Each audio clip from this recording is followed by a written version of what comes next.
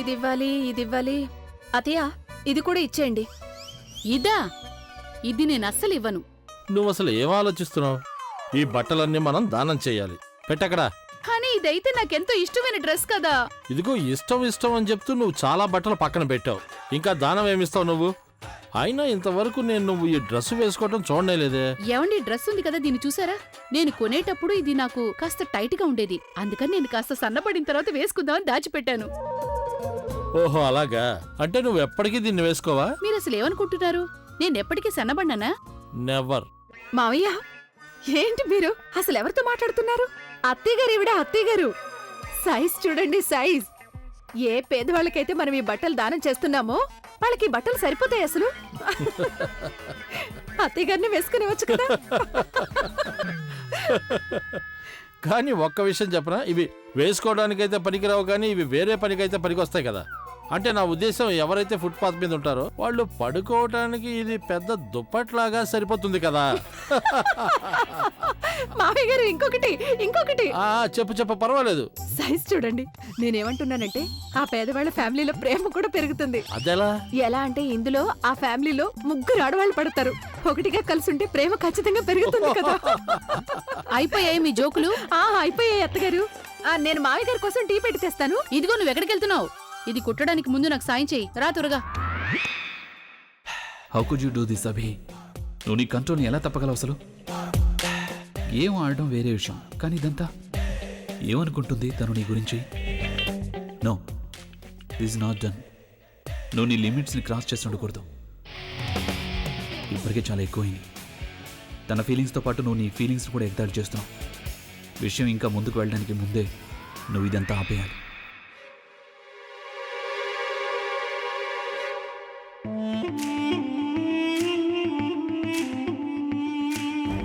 అభి ఎందుకు ఇంత కంగారుగా ఉన్నాడు? తన వల్ల ఏ పని అవ్వట్లేదంటేనే తను ఇలా కంగారుగా ఉండిపోతూ ఉంటాడు. ఒకవేళ తనకి ఇలాగైతే అనిపించట్లేదు కదా, తను ప్రజ్ఞ దగ్గర సంతకం తీసుకోలేను అని. లేదు, తను ఏదో ఒకటి ఆలోచించక ముందే నేను అభిని మోటివేట్ చేయాల్సి ఉంటుంది.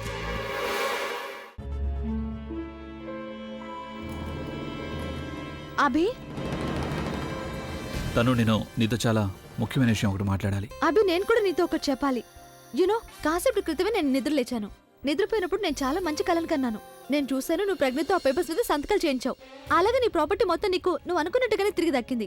అలాగే మన పెళ్లికి కూడా డేట్ ఫిక్స్ అయిపోయింది. నువ్వు హనీమూన్ కూడా ప్లాన్ చేసావు. అలాగే మనకు పుట్టబోయే బిడ్డ కోసం నువ్వు ఒక మంచి పేరు కూడా సెలెక్ట్ చేసావు.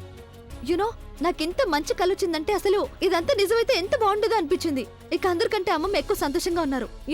ఆవిడ ఇల్లు, ఆవిడ ప్రాపర్టీ, ఆవిడ హక్కు పూర్తిగా ఆవిడకి తిరిగి దక్కింది. ఏమైంది అభి? నువ్వు ఆ కళ గురించి విని సంతోషంగా లేవా? అరే, అలాంటిదేం లేదు. మరి ఇంకెలా ఉంది అభి? ఒకవేళ నువ్వు నాకు ఇదైతే చెప్పాలనుకోవడం లేదు కదా, ప్రజ్ఞతో ఆ పేపర్స్ మీద సంతకాలు చేయించలేనని? నువ్వు ఇంకేమన్నా చెప్పాలా? ఇంకేమన్నా అబద్ధం చెప్పాలనుకుంటే చెప్పేయి.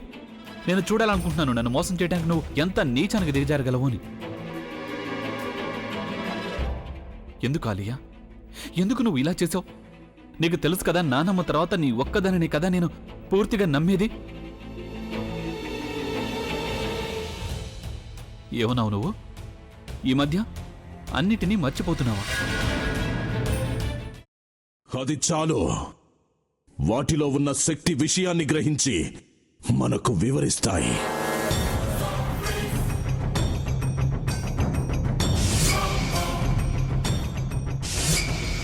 ఎవరు ఆ దండ విప్పొద్దు, గది తలుపులు తెరవద్దు.